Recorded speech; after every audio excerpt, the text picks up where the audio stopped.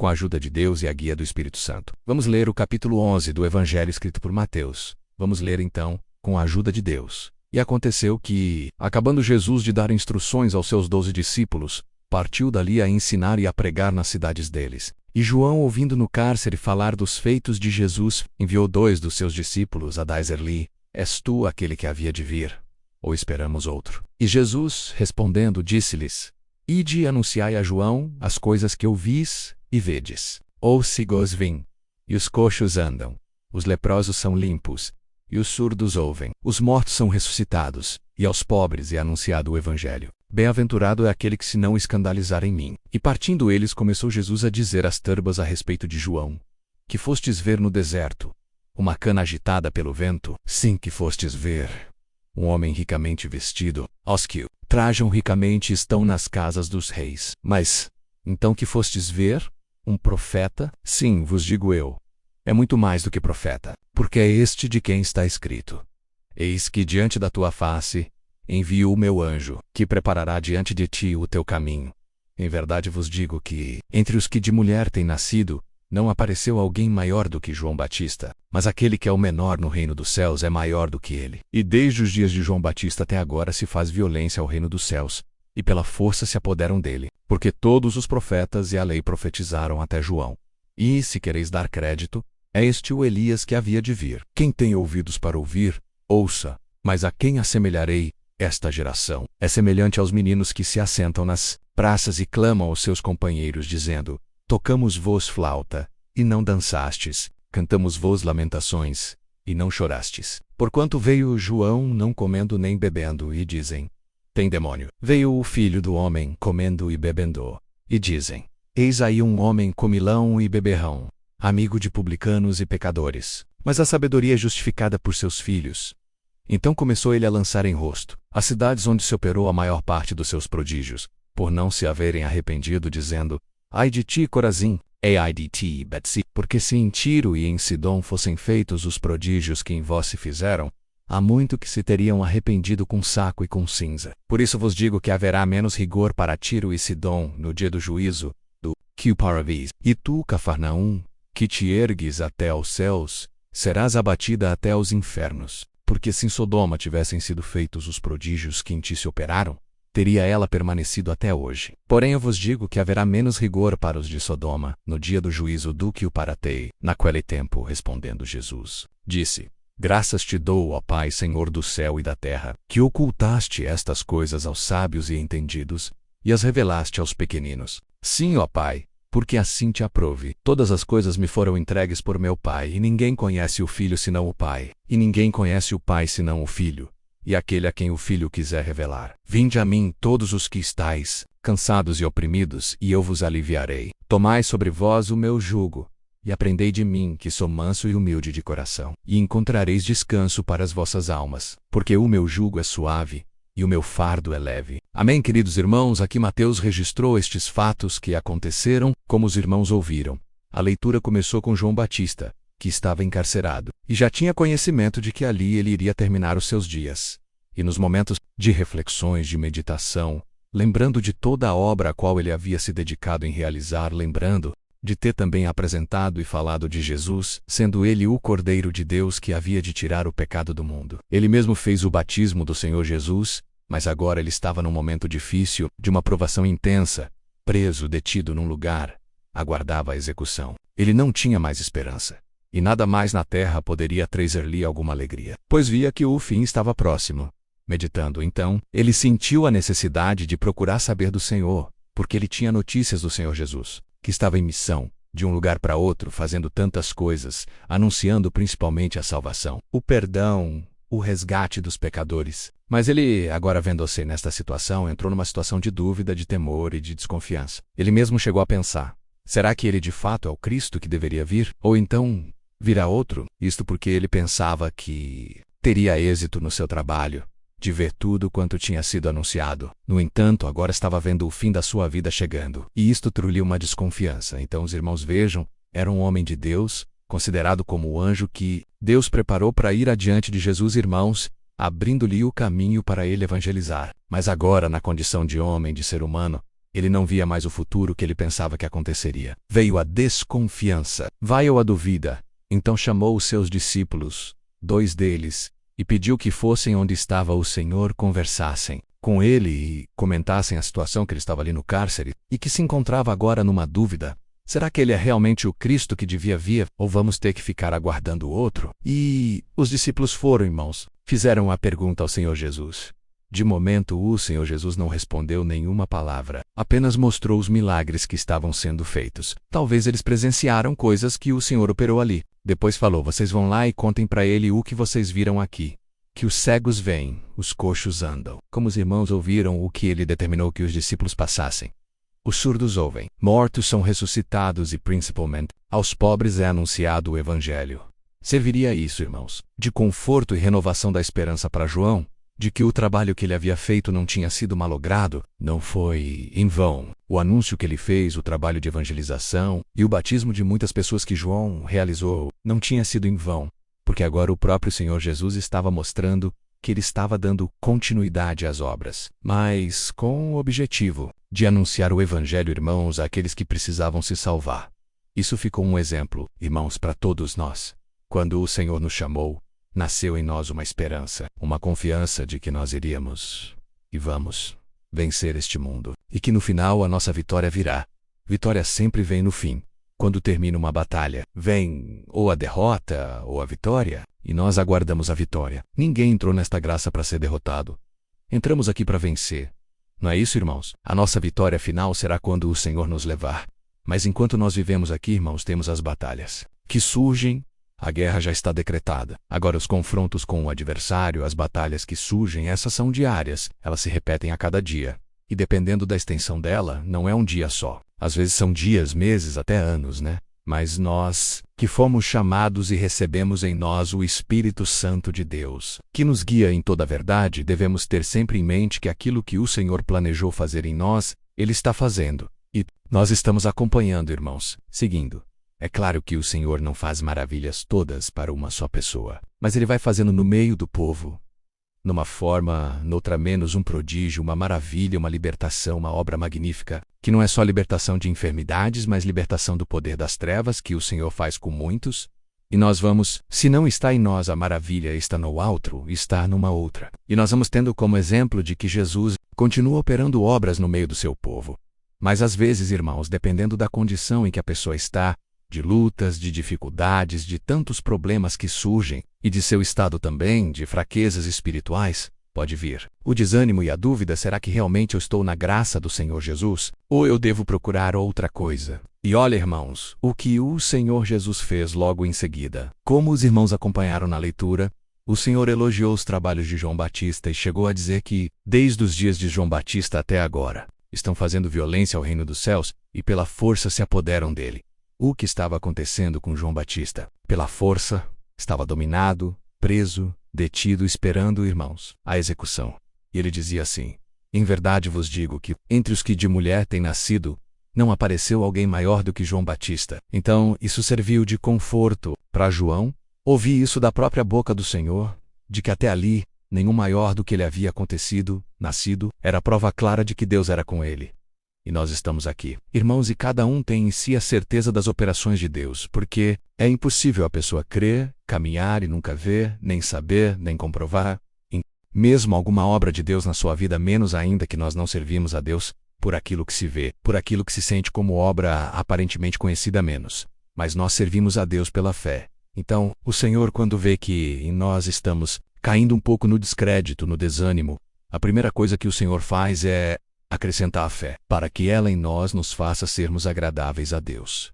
Então, Deus acrescentando a fé, nós vamos conseguir vencer os obstáculos que surgem, sem desanimar, sem querer desistir, sem querer voltar para trás, porque nós temos sinais de Deus na nossa vida. Alguém pode falar: mas Deus não faz maravilhas na nossa vida. Só o fato de você acordar hoje, se despertar, se preparar, estar congregando fisicamente ou de forma virtual, já é um milagre. Porque muita gente não acordou. Muita gente acordou e não conseguiu levantar, ou muita gente conseguiu acordar e levantar, mas não tem mais memória. Não se conhece nem a si próprio.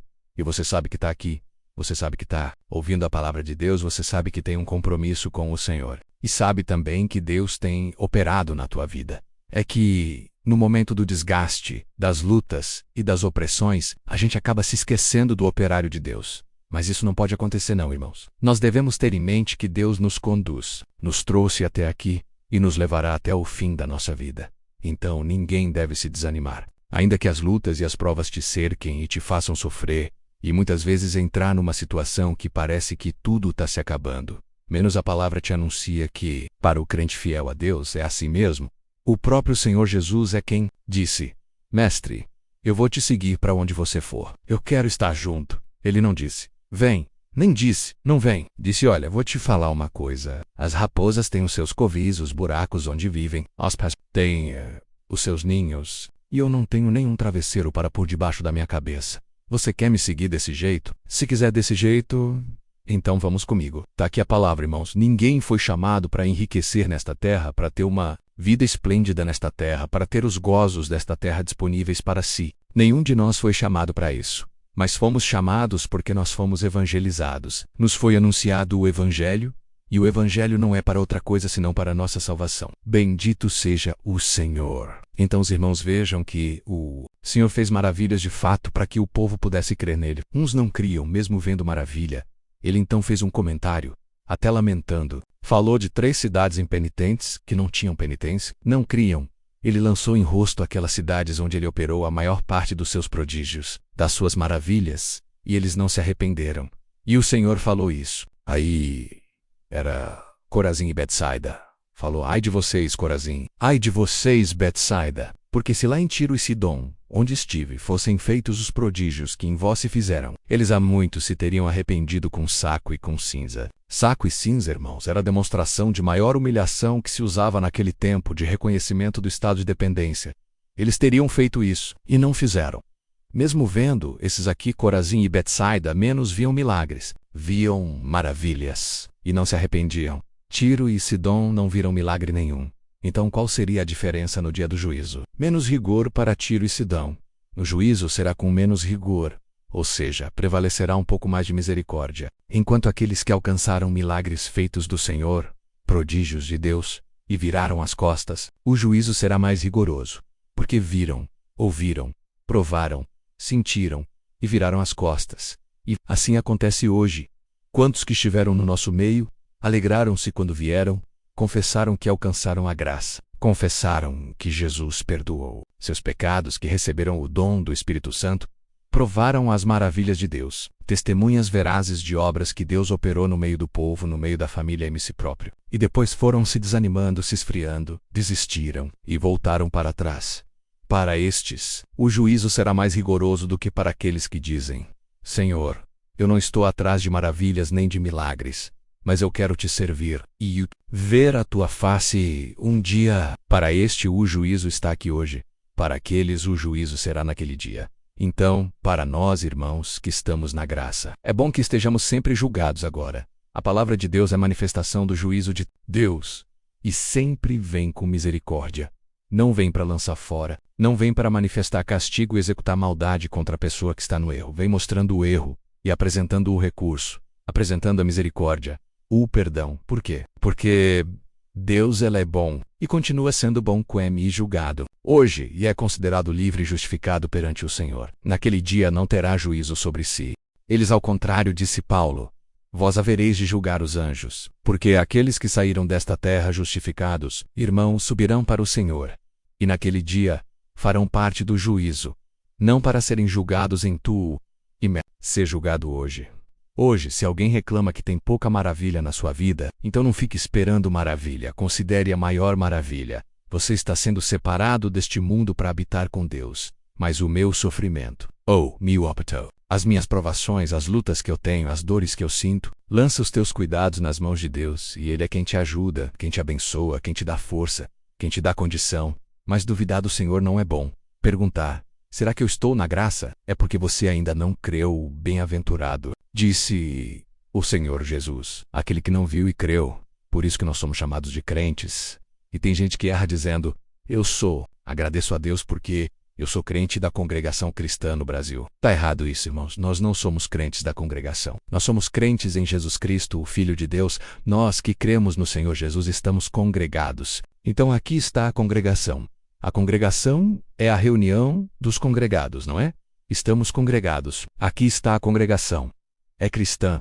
Somos cristãos. Estamos aqui no Brasil, então somos cristãos, congregados aqui no Brasil, e para estes que creram no Senhor. O Senhor manda a palavra e reforça o dom de crer, e aumenta a fé.